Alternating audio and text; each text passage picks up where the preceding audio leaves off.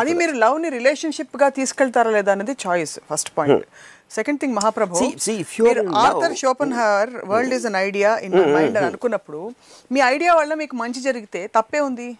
The point here is once that person comes in to your life, మీరు mind లో ఉన్నప్పుడు మీరు తనని కంట్రోల్ చేస్తున్నారు. తను ఎలా నడవాలి, ఎలా నవ్వాలి, అన్ని మీ మైండ్ లో మీరు బెస్ట్ పార్ట్స్ ఎడిట్ చేసి పెట్టుకుంటున్నారు మీ మైండ్ లో. బట్ రియల్ లైఫ్ లో తను మీ ప్రపంచంలోకి వచ్చి you can't edit it because she is the real person. Yeah, so అక్కడ స్టార్ట్ అవుతుంది ప్రాబ్లం మొదలయ్యి. అప్పుడు you start realizing what you imagine is in your head, it was never a real thing. అసలు రియల్ గా ఒక మనిషిని చూసి real వాళ్ళ తత్వాన్ని చూసి ప్రేమించడం సాధ్యమే కాదంటారా? ప్రతిసారి మీరు ఒక ఇమాజినేషన్ ప్రేమిస్తారా? ఆ ఇమాజినేషన్ ఉన్నప్పుడే హై ఉంటుంది అన్న, లేకపోతే you can be friend also. మీరు ఫ్రెండ్తో మీరు ప్రేమలో పడరు కదా. అందుకని మ్యాన్ ఉమెన్ లవ్ అనే దానికి మనం మామూలుగా లవ్ ఏ కాంటెక్స్ట్లో వాడుతున్నాం దానికి డిఫరెన్స్ చెప్తున్నాను. చచ్చిపోయేంత ప్రేమలో ఉండడానికి ప్రేమించడానికి చాలా డిఫరెన్స్. సో మీరు ప్రేమించిన ప్రతి అమ్మాయి మీ ఇమాజినేషన్ కంటే దూరంగా ఎక్కడో ఒక భ్రమలాగా క్రియేట్ చేసి రియాలిటీ వచ్చేసరికి షాటర్ అయిపోయిన పరిస్థితి చూసారా? అంటే చాలాసార్లు ప్రతిసారి అలాగైందా? ప్రతిసారి జరిగింది. యా, దానికి కారణం ఏంటంటే ఆ రిలేషన్షిప్ ఎప్పుడైతే బాగా ఫెమిలియారిటీ అనేది ఎంత ఎక్కువ వచ్చిందంటే మీకు అంత ట్రూత్ అనేది తెలుస్తుంది తర్వాత. అది ఒకటి. రెండోది, రిలేషన్షిప్ తోటి జోడించుకున్న కమిట్మెంట్లు ఉంటాయి. అది పెళ్ళి అవ్వచ్చు, లేకపోతే రెస్పాన్సిబిలిటీ అవ్వచ్చు, లేకపోతే వేరే వాళ్ళ రియాక్షన్స్ అవ్వచ్చు, లేకపోతే వీడి కోసం అమ్మాయి ఏం వదిలేసిందని తను ఫీల్ అయ్యి వీడు అదే ఫీల్ అయిపోయి ఈ kind of give and take, sense of betrayal, ఈ ఎమోషన్స్ అన్నీ అటాచ్ అవుతాయి. ఆ అటాచ్మెంట్ అనేది ఎంత ఫెమిలియారిటీ వస్తే అంత తొందరగా అవుతాయి. That is when the reverse effect starts. So ఆ లెక్కన మీరు చెప్తున్న sexual love is nothing but friendship actually. See, sexual love is you are creating that high in your mind to enjoy sex. So beyond sex it won't last.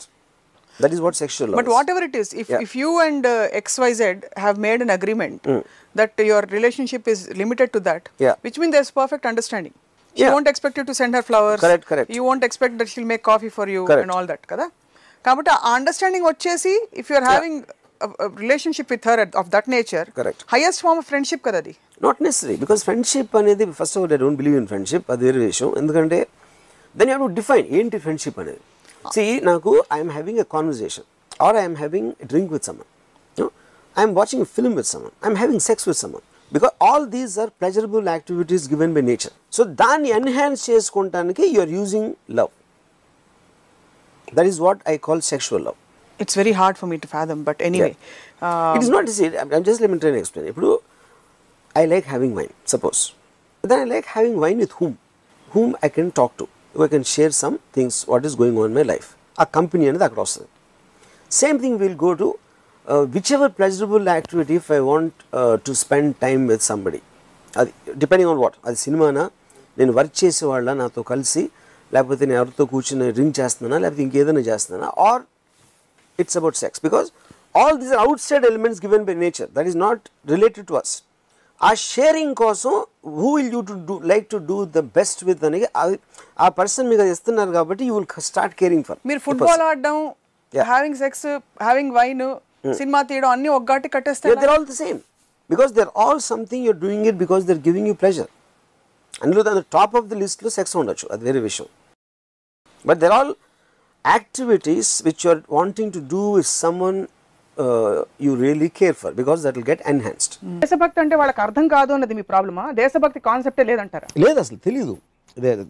Concept అనేది meaningless concept. ఇప్పుడు మనం India is a great country అంటాం, మనం పాకిస్తాన్ కూడా అదే అంటాం. Pakistan Musharraf or great country, Musharraf whatever is there. Bangkok వాళ్ళు అంటారు ప్రతి కంట్రీ నేనే గొప్ప అంటారు. ప్రతి ఒక్కరు నేనే గొప్ప అనుకుంటే గొప్పకి మీనింగ్ ఏంటి అసలు? అది బాలచంద్ర గారి సినిమాలో, ఆకలి రాజన్ సినిమాలో అనమాట ఒక పాట ఉంది, మన తల్లి అన్నపూర్ణ మన అన్న దాన కన్నా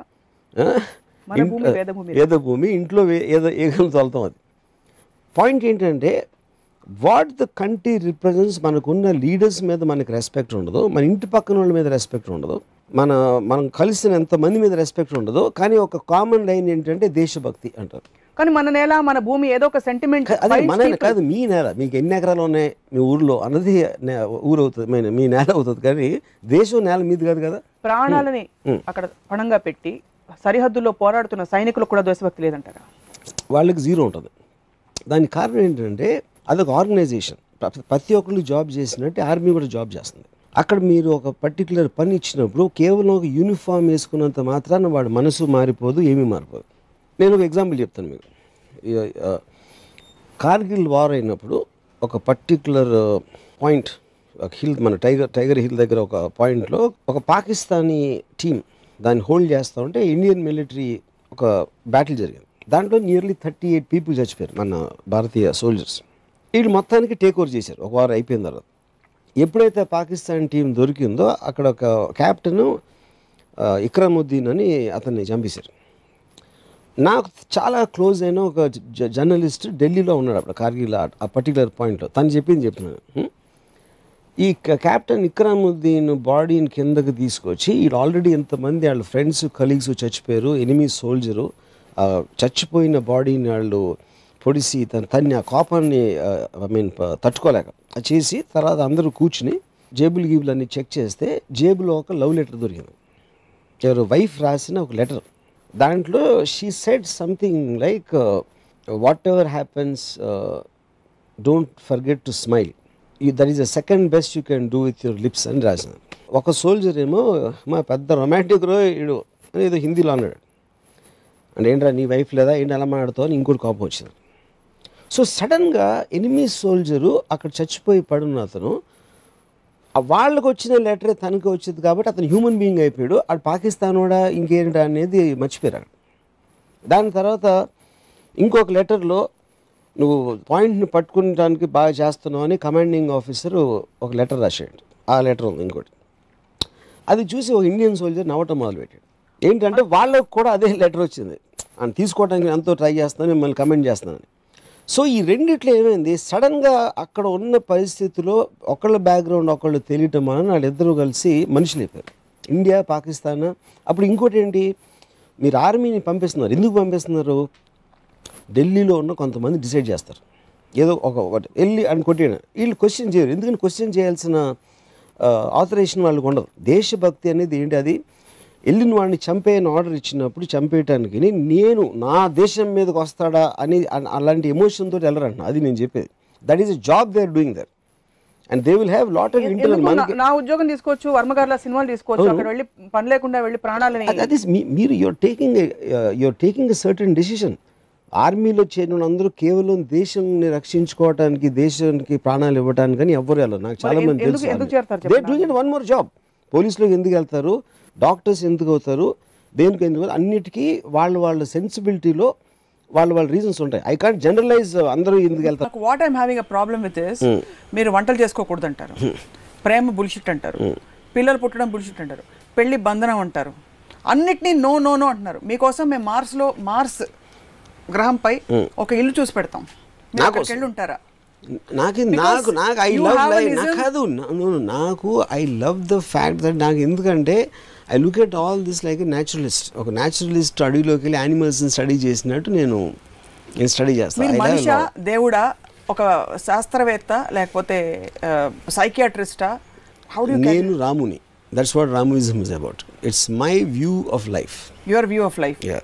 okay. So bringing up kids is a stressful exercise for most people, but they are conditioned. And the main bro, stressful life and any secondary points. Now main problem with kids is they destroy women, and because I love women and I consider them as the number one enemies for female species. Okay, fundamentally adi category A objection. Category B objections evanna unnaya? Destroy father also? Yeah, because for the children's sake he'll have to do a lot of things. ఇందాక నేను చెప్పినట్టు నా కొడుకు, నా పిల్లలు ఇలా అవ్వాలి, నా అనే దాంట్లో, బికాజ్ లేకపోతే తను ఏదో కొన్ని రోజులు ఉండి చచ్చిపోతాడు. ఎనీవే, ఎప్పుడైతే నా వంశం కంటిన్యూ అవ్వాలి, నా పిల్లలు అయిపోవాలన్నప్పుడు ఆ గ్రీడ్ అనేది చాలా ఎక్కువైపోతుంది.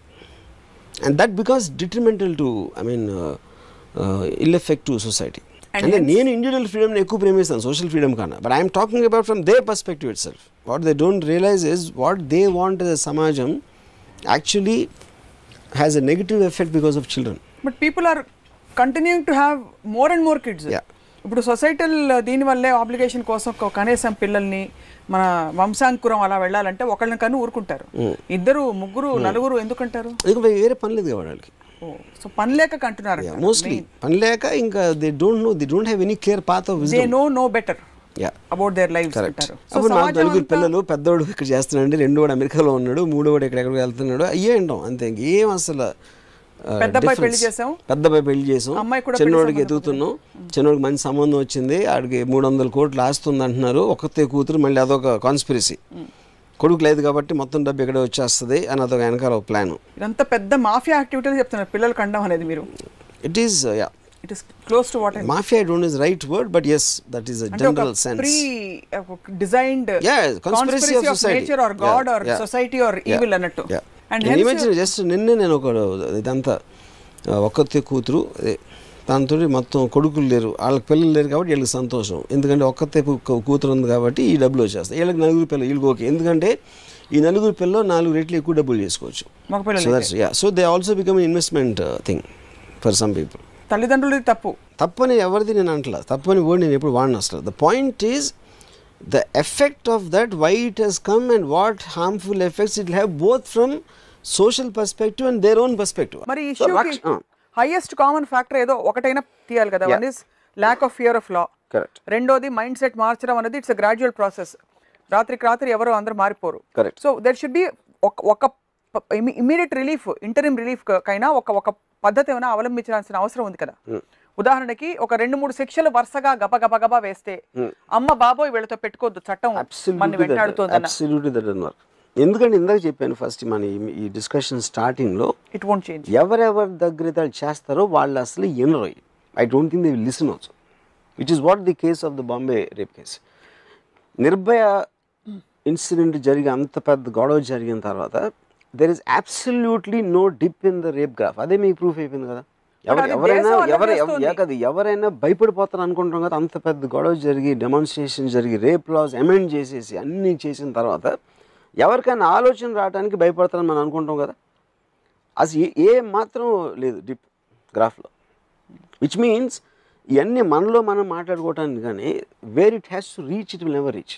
I have two lead questions, Varma garu, before we conclude today's topic, although it's a never ending topic. ఒకటి, మరి శిక్ష ప్రోటోకాల్ లేదు ఇన్వెస్టిగేషన్ ప్రోటోకాల్ మీ దృష్టిలో ఐడియలీ ఎలా ఉంటే బాగుంటుంది? ఒక రేప్ కేస్ ఇలాంటి ఒక ఘోరం జరిగింది, దాని తర్వాత పట్టుబడ్డారు వీళ్ళు కొంతమంది ఒక 1 week 10 days లోపల. వాళ్ళ ఈ protocol of investigation and coming to common consensus, how should it be in your view? See, 2 points. ఒకటి, delay in serving justice, I don't think it's a point. ఎందుకంటే as long as he is removed from society, he is not posing a danger. ఇక ముందు వీడితో danger లేదు అని లోపల పెట్టిన తర్వాత ఎవడైతే బయట తిరుగుతున్నాడో మళ్ళీ చేస్తాడో ఇన్వెస్టిగేషన్ ప్రాసెస్ స్పీడప్ అనేది చాలా అవసరం. వాడిని బయటికి తీసిన తర్వాత నా ఉద్దేశంలో there should be psychiatric evaluation. ఎవరెవరినైతే పట్టుకున్నారో అది నేషన్ వైడ్ చూడాలి. నువ్వు ఎందుకు అసలు చేసావు అంటే, నువ్వు పట్టుబడినానే లేకపోతే నీ మైండ్ సెట్ ఏంటి, ఏం అనుకున్నావు, ఎప్పుడు అనుకున్నావు, ఇలాంటిది ముందు అనుకున్నావు అని వాళ్ళ మనసులో ఉన్న ప్రతి ఆలోచన ఒక పబ్లిక్ ఒక ఇంటర్వ్యూ లాగా పెట్టి ఒక సైకాట్రిస్ట్ తోటి అది మొత్తం కంట్రీ అందరూ చూడాలి. That I think is the most ideal solution. ఎందుకంటే అలాంటిది ప్రతి ఒక్కరికి రీచ్ అవుతుంది. ఒక డాక్యుమెంటరీనే భరించలేక బ్యాన్ చేస్తారు.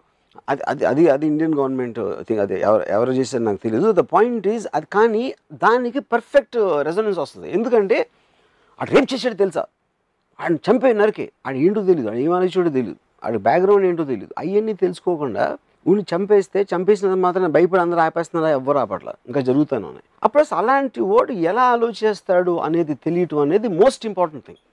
డాక్యుమెంట్లో కూడా జస్ట్ మనకన్నా బెటర్గా చేశారు, కానీ దానికన్నా చాలా ఎక్స్టెన్సివ్గా ఉండాలి. అవును, చాలా చాలా ఎక్స్టెన్సివ్గా ఉండాలి అది ఆ డిబేట్. డైరెక్ట్గా ఏంటి, ఏం ఆలోచన నీకు అసలు అమ్మాయిల మీద నీకు ఎప్పుడు ఫస్ట్ ఎలాంటి అభిప్రాయం వచ్చింది, నీ టీనేజ్లో నువ్వేంటి ఫస్ట్ టైం అమ్మాయి గురించి ఏం ఆలోచించావు, వాడి మైండ్ అనలైజ్ చేయటం అనేది most important thing.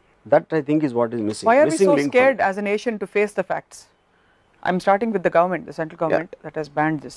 I can't confirm the reasons, but my speculation ఒకటి ఇండియన్ బ్యాడ్ లైట్లో చూపెడుతుందా, లేకపోతే ఏదో మనం ఏదో పెద్ద గ్రేట్ కంట్రీ అయిపోయాం అంత ఉన్నప్పుడు ఇలాంటి మైండ్ సెట్ ఉంది అసలు ఇంకా ఇండియాలో అనేది వరల్డ్కి తెలిసిపోతుందనే, లేకపోతే యూఆర్ గివింగ్ ఎ ప్లాట్ఫామ్. అంటే ఇప్పుడు ఒక మనిషికి వాడి మైండ్ సెట్ చేయడానికి ఒక ప్లాట్ఫామ్ ఇస్తుందని ఒక ఆర్గ్యుమెంట్ ఉంది. But that is the most important thing. వాడు ఈ మొత్తం ఇన్సిడెంట్లో నాకు ముఖేష్ సింగ్, అక్షయ్ ఠాకూర్ వాళ్ళ మైండ్ సెట్లు తెలియటం ఇస్ ద మోస్ట్ ఇంపార్టెంట్. మిగతా వాళ్ళు ఎవరు మాట్లాడినా it doesn't make a difference.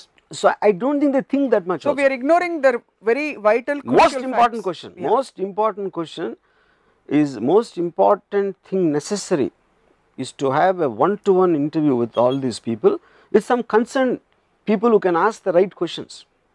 And interrogation కాదు అనేది ఏంటి అసలు ఇలా ఎందుకు ఆలోచిస్తున్నాం అనేది వాడి టోటల్ అంటే autobiography of his mind, of rapist mind who did such a heinous act. I think that's most important. So as we conclude, నాకు రెండు మూడు డౌట్లు దెయ్యాల గురించి, సిన్స్ మీకు బాగా ఫ్రెండ్స్ బాగా తెలుసు కాబట్టి, దెయ్యాలకు ఎప్పుడు కాళ్ళు ఎందుకు వెనక్కి తిరిగి ఉంటాయి మీకు ఏమైనా తెలుసా? See, first of all, there's one of the stories of ghosts. అంటే ఇప్పుడు ఎవరు చూసిన వాళ్ళు ఉండరు, ఇంపాసిబుల్. అంటే చెప్తారు, నా చిన్నప్పటి నుంచి వింటున్నాను కాళ్ళు వెనకాల తిరుగుతాయి, లేకపోతే ఓ స్త్రీ రేపురా అనేది ఎవరో ఒక అమ్మాయి రోడ్డు మీద నడుస్తూ ఉంటుంది, ఇలాంటివన్నీ. Because there are folklore stories. ఎవరికి ఎక్కువ ఇమాజినేషన్ ఉంటే వాళ్ళు ఇలాంటి కథలు పుట్టిస్తూ ఉంటారు. దెయ్యాలకి ఇలా ఉంటాయి, అలా ఉంటాయి, వీళ్ళు పెద్దగా ఉంటాయి, లేకపోతే తెల్ల చీర, గజ్జలు చప్పుడు, నల్ల పిల్లి, ఇవన్నీ elements of the so called folk stories. Do you know anybody who has actually seen a ghost? Lot of people claim. అంటే నేను అనేది నేను చూసానని చెప్తారు. చూసాను ఎలాగా అంటే వాళ్ళ డిస్క్రిప్షన్ ఈజ్ వెరీ వేగ్. అంటే మనకి కళ్ళు కూడా చూడొచ్చు, not necessary have to see in real. No, అప్పుడు మీకు తెలిసిన అతన్ని చూసారా, ఒకవేళ తెలియని అతన్ని చూస్తే మొహం ఎలా ఉంది, లేకపోతే మీకు తెలిసిన వాళ్ళే దెయ్యమే వచ్చారా, ఇలా రకరకాల. But I think lot of people, I mean దెయ్యాలని నమ్మేవాళ్ళు వేరులో ఉంటారు, మేబీ లక్షల్లో.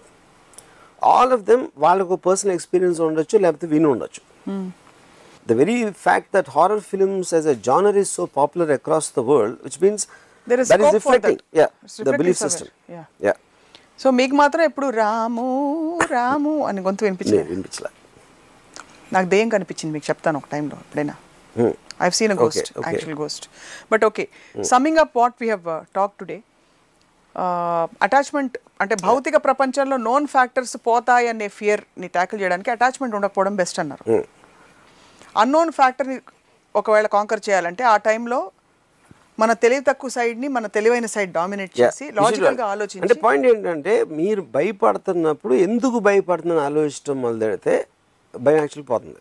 అప్పుడు గుండె డబడబా కొట్టుకుంటూ చెమటలు కారిపోతూ దట్ ఈస్ ద పాయింట్. పీక్కుంటూ ఉంటే అదే నా ఎబిలిటీ ఉండాలా, అది అందరికీ ఉంటుందా అంటే అట్లీస్ట్ అర్థం చేసుకున్నప్పుడు ఎక్కడ యూ కెన్ ట్రై దట్. కానీ టెక్నిక్స్ ఏమైనా వర్కౌట్ అవుతాయా? డాబా మీదకి మిడ్-నైట్ 12ంటికి వెళ్ళి ఒక్కళ్ళే వెళ్ళి రావడం, గ్రేవ్ యార్డ్ లో ఒక నైట్ అంతా స్పెండ్ చేసి రావడం, ఇలాంటి టెక్నిక్స్ ఏమైనా వర్క్ అవుతాయి to conquer that kind of fear? ఎందుకంటే point is you are instead of sitting there. ఇప్పుడు మీరు వెళ్ళి ఇందాక ఎగ్జాంపుల్ ఇచ్చాను, తలుపు తెరవనంత వరకు మీకు భయం ఉంటుంది, నడిచేంత వరకు భయం ఉంటుంది.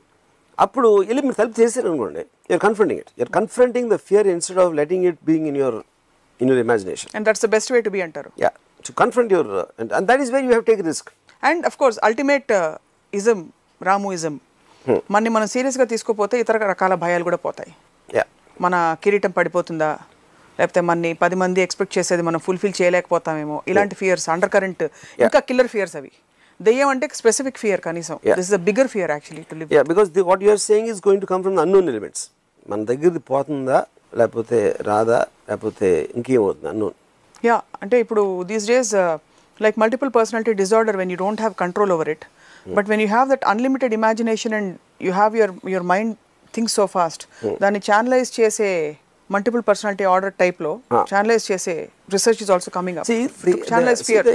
This is the point I'll tell you. ఇప్పుడు multiple personality అనేది it is called dissociative disorder in today's terms. The multiple personality as a term has been removed from the medical dictionary, you know. ఈ dissociative disorder ఏమవుతుందంటే ఇప్పుడు స్వప్న ఒకలా ఆలోచిస్తుంది, ఒకలా feel అవుతుంది. So the combination of that makes Swapna. Same thing will happen with me as Ramu.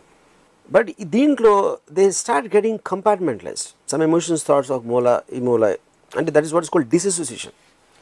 I ఒక particular trigger పాయింట్లో ఒక ర్యాపిడ్ చేంజ్ వస్తుంది. అంటే ఇప్పుడు నేను నవ్వాను అనుకోండి, ఓకే నేను జోక్ నవ్వాను, సీరియస్ అయితే నేను ఏదో కోపం సీరియస్ అయ్యాను, లేకపోతే ఇంకోటి ఏదో.